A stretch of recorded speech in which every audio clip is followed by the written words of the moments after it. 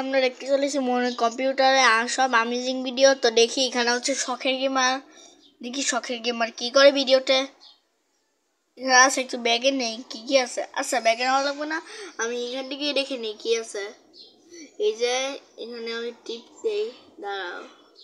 হ্যাঁ দিলাম। তো ওয়েলকাম সবাইকে জিটিএ 5 এর নতুন একটা ভিডিওতে। আর জিটিএ 5 এ আজকে অন্যরকম হতে চলেছে। তোমরা অনেকে পার্ট 7 চেয়েছিলে, কিন্তু পার্ট 7 হলেও এটা একটু অন্য টাইপের হবে। তো ভিডিওটি অনেক ইন্টারেস্টিং হতে চলেছে, লাস্ট পর্যন্ত দেখবে সবাই। তোমাদের জন্য একটা ভিডিও নিয়ে আসলাম, দেখেছি খুব একটা জরুরি কাজে, নরমাল ভিডিও। অন্যদিন একটা গেমিং ভিডিও নিয়ে আসবো না, মাইকেলের কাছে গিয়ে দেখো মাইকেল আমাকে কি কাজ দেয়। আর তোমাদের আমি আগে একটা জিনিস শিওর করে দেই, আমার ড্রাইভিং স্কিল এতটাই ভালো যে তোমরা ড্রাইভিং স্কিল নাকি বালা, খালি এক্সিডেন্ট করতে করতে যাও প্লেন বিমানে চাইতে পারছ।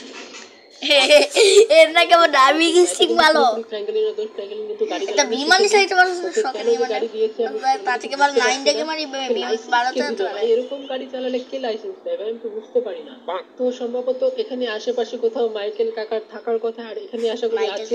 মাইকেলের কাছে গিয়ে দেখি এমন কি কথা আছে। তো চলো গিয়ে দেখা যাক কি করছে। তো মাইকেল তো স্মোকিং। ওরে বাবা, মাইকেল বাইটি খুবই বড়। তো যাই করে আমার ওখানে কান দিয়ে লাভ নেই। তো মাইকেল আমাকে ড্রিঙ্ক করতে নিয়ে এসেছে। ভাই রিয়েল লাইফে কোনোদিন ড্রিঙ্ক না করলে কি হবে, গেমের মধ্যে আজকে আমি ড্রিঙ্ক করেই ছাড়বো, আর দেখবো কেমন মজা ড্রিঙ্ক করতে। ওকে, তো পুরোপুরি লোড হয়ে গেছে ভাই।